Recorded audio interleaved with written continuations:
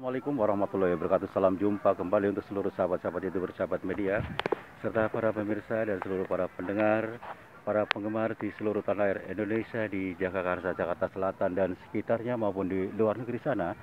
Semoga senantiasa kita tetap dalam lindungan Allah Subhanahu wa taala. Di sini saya pribadi Bung Jepri selaku pemandu pembawa acara Radio RAS yang ada di channel sedang mengudara kembali untuk Anda dalam acara tanya jawab seputar dunia lain edisi religi. Kami akan membahas salah satu para penggemar yang atensinya sudah masuk di studio kami Radio RAS yang ada, yaitu Saudara Raka yang ada di kota Jakarta bagian Tanjung Priok. Saudara Raka, mudah-mudahan Anda mengikuti kajian ini sesuai dengan pertanyaan Anda ya. Mudah-mudahan untuk seluruh para pendengar, para penggemar yang selalu aktif mengikuti kajian ini, semoga tetap dalam lindungan Allah Subhanahu wa taala. Harapan saya pribadi juga mudah-mudahan Anda dalam kondisi baik dan sehat selalu dan berbahagia bersama keluarga, dan apa yang menjadi hajatnya Allah akan segera mengabulkannya. Mari kita sama-sama kaji tentang pertanyaan saudara kita yang ada di Tanjung Priok, Saudara Raka ya, tentang masalah nazar minta dijelaskan. Kembali kepada masalah nazar ya. Di dalam Islam arti nazar yaitu janji melakukan sesuatu kebaktian terhadap Allah untuk mendekatkan diri kepadanya, baik dengan syarat atau tidak untuk mendekatkan diri kepadanya, baik dengan syarat itu, baik langsung atau tuntunan dari Allah maupun yang merupakan ikhtiar dari diri manusia. Oleh kalangan masyarakat Islam biasanya nazar ini digantungkan dengan sesuatu syarat. Umpamanya kalau aku memperoleh rezeki banyak dari Allah, aku akan menunaikan ibadah haji, atau aku akan bersedekah, atau akan manakiban dan sebagainya. Nazar yang seperti di atas itu adalah dibenarkan Islam karena dilakukan semata-mata untuk Allah saja sebagai suatu cara guna mendekatkan diri kepadanya. Tenang sekali bukan persetujuan atau persetujuan maksiat kepadanya dan mensyirikkan. Jadi saya akan ulang kembali, nazar yang seperti di atas itu adalah dibenarkan Islam karena dilakukan semata-mata untuk Allah saja sebagai suatu cara guna mendekatkan diri kepadanya. Terang sekali, bukan bertujuan maksiat kepadanya dan mensyirikkan. Allah berfirman, wa aufu bi ahdillahi idza ahadtum, dan hendaklah kamu menepati perjanjian dengan Allah apabila kamu berjanji. An-Nahl ayat 91. Menurut Imam Ahmad Asy-Syawi di dalam Hasyiah tafsirnya Asy-Syawi juz 1 pada halaman 252 berpendapat bahwa wal muradu minal ahd kullu ma yalzamul insanu bihi sawaun aw jaba'uhu wallahu ala sahbi awil tazamahus sahsu min nafsih.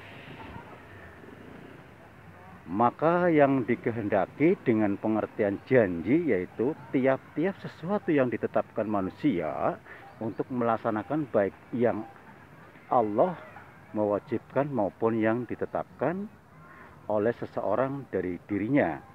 Jadi tegas, menurut tafsir ayat di atas sebagaimana yang diberikan oleh Imam Asy-Syawi itu, maka janji atau nazar yang telah ditetapkan oleh seseorang, baik yang diwajibkan Allah untuk dilaksanakan maupun yang datang dari ketetapan dirinya sendiri, asalkan tidak bertujuan maksiat, adalah wajib dilaksanakan. Hal ini sesuai dengan bunyi hadis Nabi tersebut di dalam kitab Sahih Bukhari juz 8 ya, pada halaman 154. Siti Aisyah berkata bahwa Nabi pernah bersabda, man nadaro an yuti'allaha fal yuti'hu wa man nadara an ya'siyahu fala ya'si.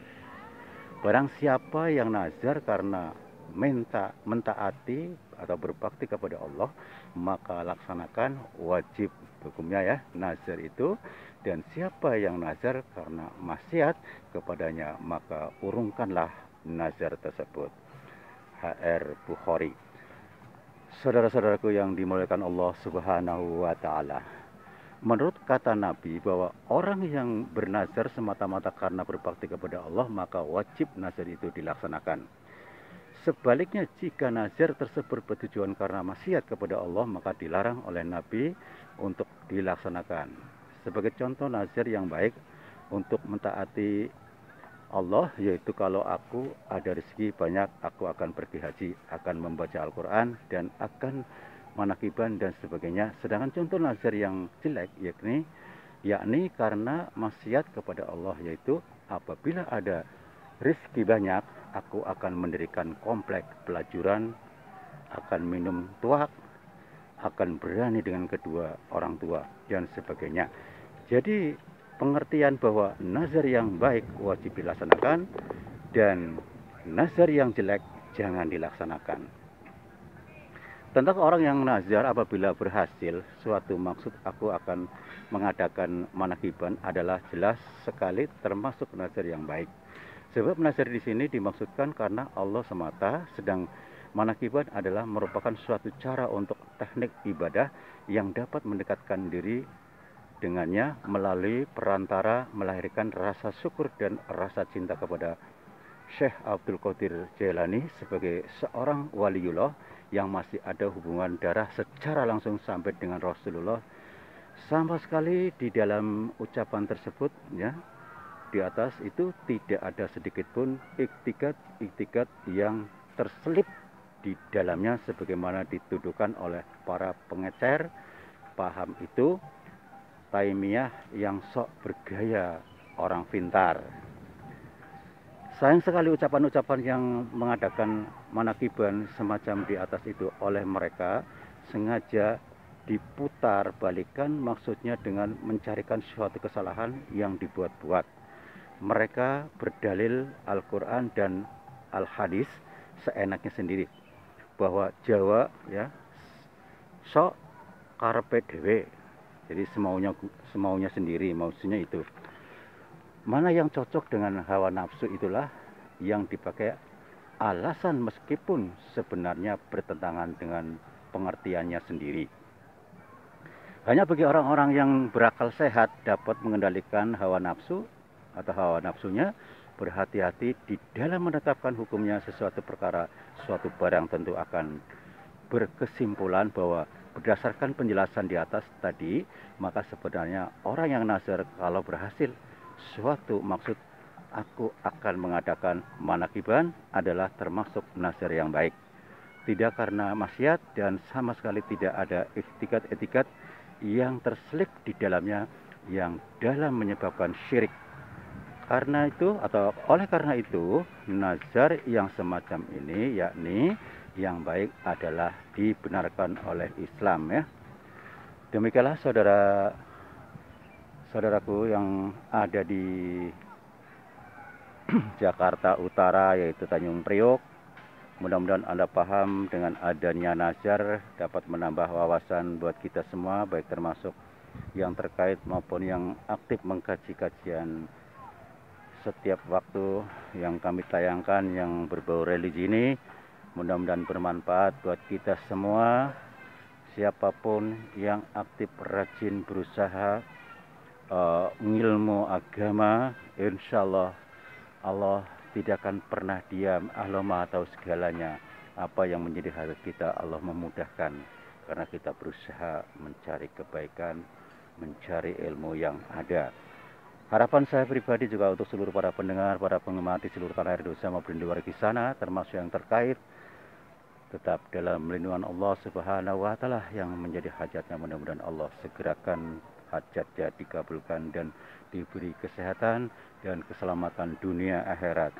Akhirnya saya pribadi karena waktu jualah harus turun dari udara. Insya Allah kita jumpa lagi di waktu yang sama dengan acara sama tanya jawab seputar dunia lain edisi religi. Apabila ada salah-salah kata, baik sengaja atau sengaja, saya pribadi mohon maaf. Wassalamualaikum warahmatullahi wabarakatuh. Ihdinas siratal mustaqim.